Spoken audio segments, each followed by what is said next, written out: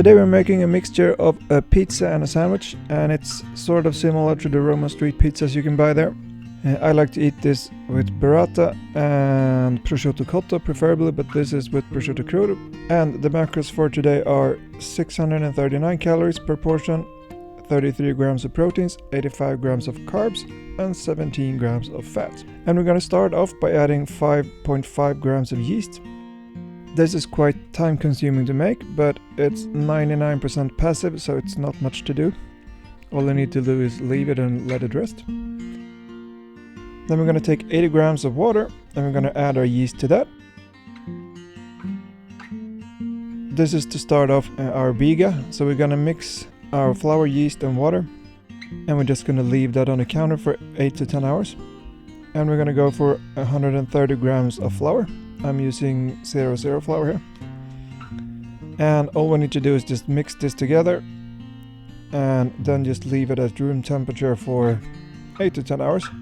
And it's going to be very dry and look a bit weird, but that's going to be what we want. We just want to leave this. And that doesn't take any longer than 2 minutes or something.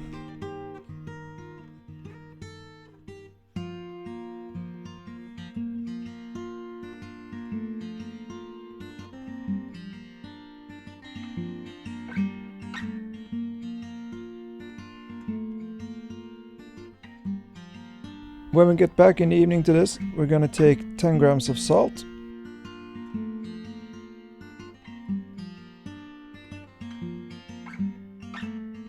and 135 grams of water, and we're going to add 115 grams of flour to that. And usually this is done with a dough mixer. I don't really have a real dough mixer, I have KitchenAid stand mixer. So I'm going to use that, and usually you need to have that at a very high speed to make this come together.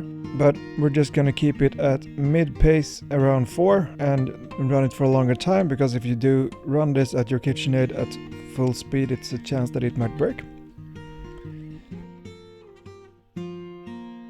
And as you can see, we have started developing some gluten just by mixing this with a spoon and letting it rest. It's not super much, but it's starting.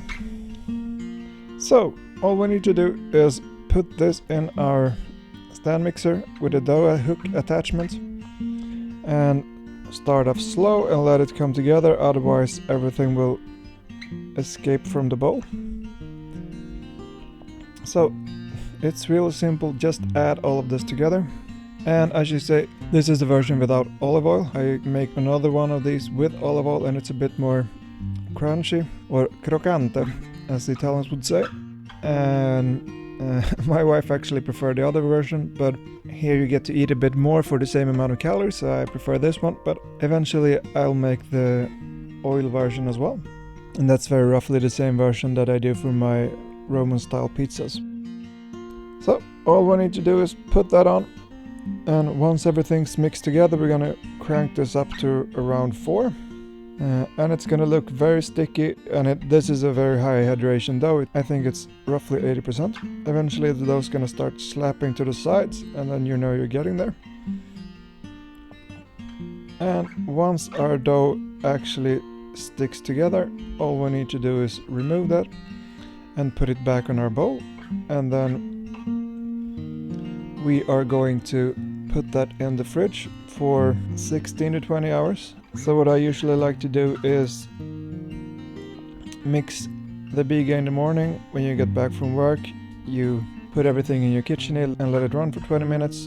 The next morning when I wake up, I basically just do a fold that we're gonna do in a second, and then everything's ready in time for dinner. So this is the next morning, and as you can see we have a lot of fermentation here. As I said, this is a very high hydration dough, so it's going to be very sticky. And all we need to do is just scoop that out, and we're going to put that on our countertop and just fold it together to trap some more air inside. And as you can see, we have a lot more gluten here. It's not perfect, it still breaks, but since we basically didn't need this by hand at all, I think it's fine. And all we want to do now is just fold that over So fold all of the edges. It's sort of a similar process to the baguettes we made a couple of weeks ago. And once you fold it, just roll it and push it in towards the counter.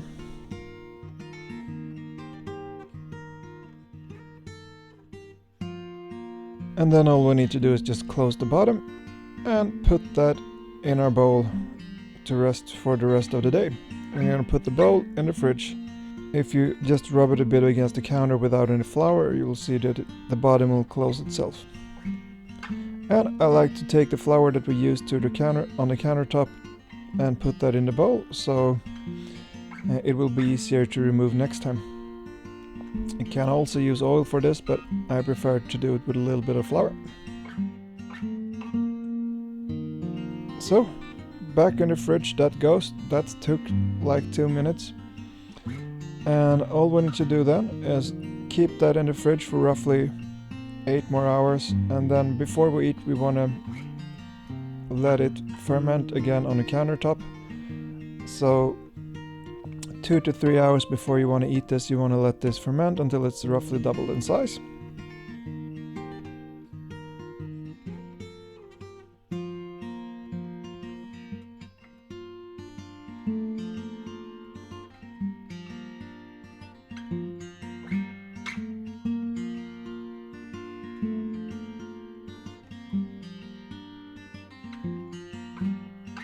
Roughly 2 hours later, we want to put our oven on, and I like to do this with a pizza stone in the oven as well. So that means we want our pizza stone to be heated properly.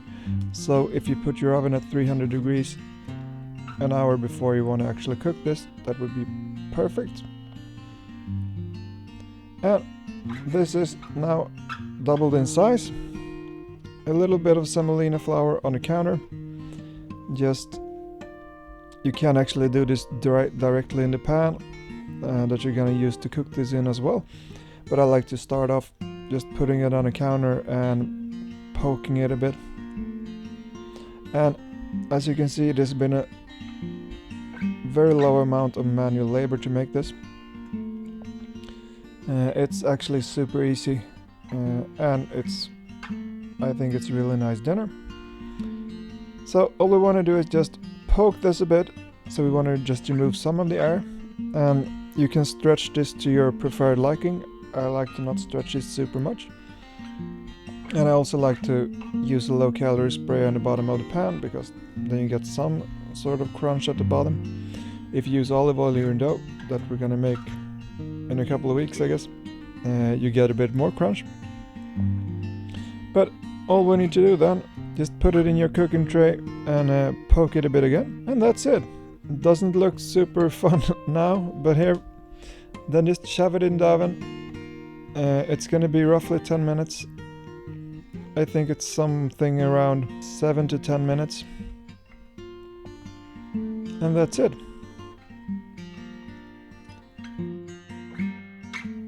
We now have a very fluffy, airy bread pizza thing. And as I said, I like to use prosciutto crudo and burrata for this. And if you want to use something else, you can always just go to the spreadsheet and change the macros for what you're using, and everything should line up with the macros.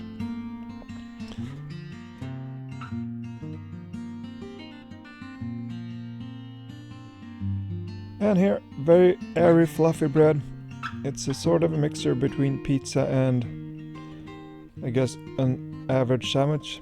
If anyone knows what this should be called, let me know, and I'll change the title for you. Half a burrata per portion. Just cut that up as you like. I usually just try to divide this into pieces so I can spread it all over the sandwich.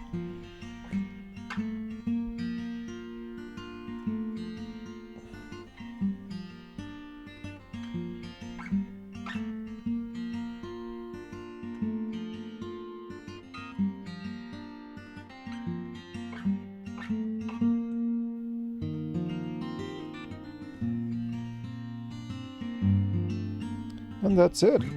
we're gonna add some salt, we're gonna add some pepper. If you have some fresh basil, that's fantastic as well. I did not. I used all of those up trying to get the right amount of yeast for this.